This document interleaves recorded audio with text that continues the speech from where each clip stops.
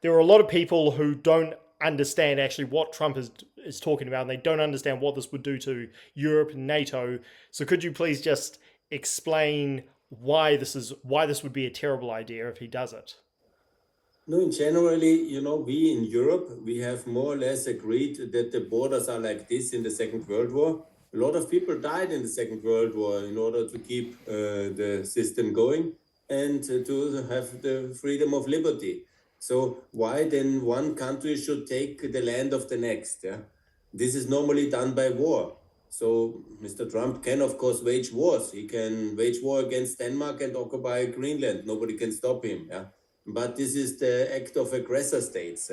So why should you lower yourself as you are I talk to the Americans. The Americans are the top of the food chain. Yeah, they are the city of the hill. They are the greatest democracy. They are the people where everybody in the world wants to go to live in freedom and prosperity. It's the amazing United States. Why should you put yourself on the level of Russia? I mean, this is, and for what? Greenland is already with an American military base. There is a base there. You had a bigger base in the Cold War. The Greenland government and the Danish government and the European and NATO allies are very much welcoming you to put all your soldiers into Greenland. You can put hundreds and thousands of soldiers into Greenland if you want. It makes no sense, obviously, because the whole thing about the Arctic is overblown, and the same thing is also overblown about the idea of massive mineral wealth in the Greenland, because there might be a lot, true, but under the condition of Greenland, this is very expensive, You have all this ice cap, you have all this minus temperature situation, and if it would have been economically feasible to lift these resources, then the American companies were already invited, because the American companies have 4 trillion foreign direct investments into the European Union. You own, the Americans, you own basically half of our capital stock in the European Union. You are already invested very deeply. It's nobody has ever discriminated against the American company come to invest in Iceland. Greenland, sorry. The Greenland government has made many tenders for its natural resources in the past. Many. There was no interest.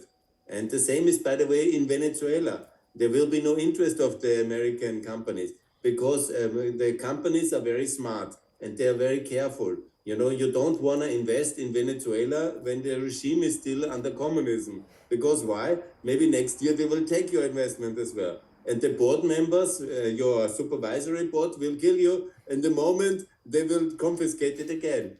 And the same thing is when you can invest in everywhere in the world.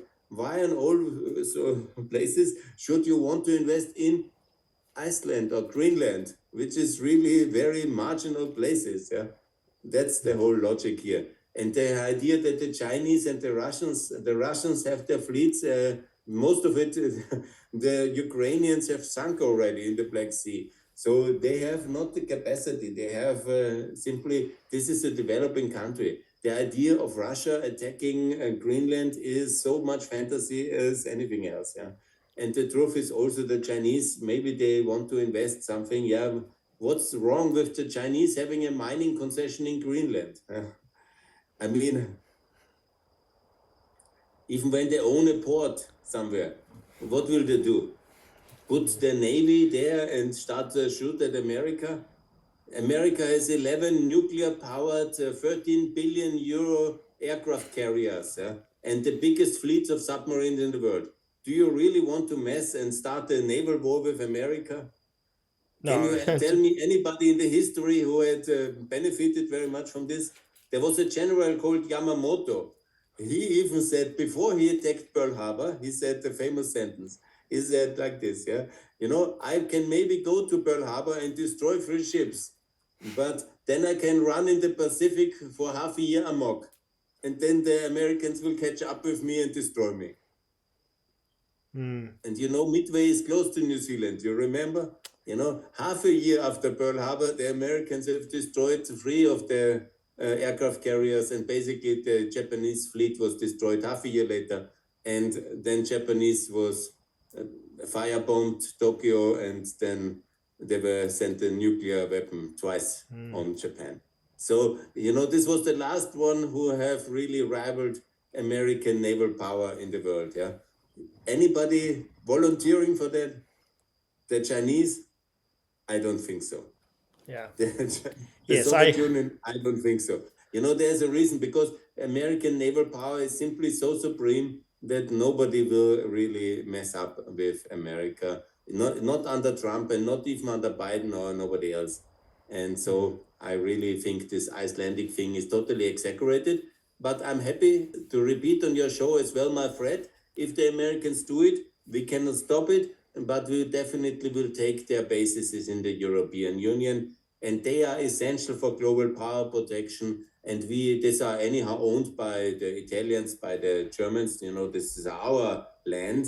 These are our bases. The Americans have not bought it, but they have from World War II some bases which are really very important and really major, like Aviano, it's world famous in Italy, Naples for the 6th Fleet, Ramstein, and for 2 billion euros, we are building now one in Romania to project power into Russia and into the Black Sea, which is a huge, huge kind of mobile aircraft base, not mobile, but an aircraft base in Romania. And there are many of them in Norway, in Bulgaria, in Spain. These are really important establishments and huge investments for the American army. And if you take by force, if the Americans take by force Greenland, why should we will be even pressured by our population to do that, because they will say, if Trump is taking by force our lands, occupying, it's too dangerous to have American troops, because maybe they will take our land as well. So we will take over all the lands. We will take over NATO. We will kick out America. Basically, it will be like no longer a member of NATO. And then we will turn NATO in a fully European organization. And maybe New Zealand can also join, and Australia, Japan, South Korea. We have a lot of allies in the world. They are very interested in a mutual defense organization which kept the peace in the world and the prosperity for the last 80 years, like NATO is. And NATO will survive even Trump. And there will be a new American president in 2028 elected. And you can be sure it will not have the family named Trump or J.D. Vance. It will be somebody from the Democrats, and there will be not a single vote of the electoral college will go to the Republicans if they think invasion is the thing. And many Republican senators have come out already in public to call it weapon-grade nonsense. That was one of the statements of some of the Republicans. And anyhow, the whole thing is not going to take place, because now we have to liberate Iran. And even Trump understands that that's a higher priority than Greenland.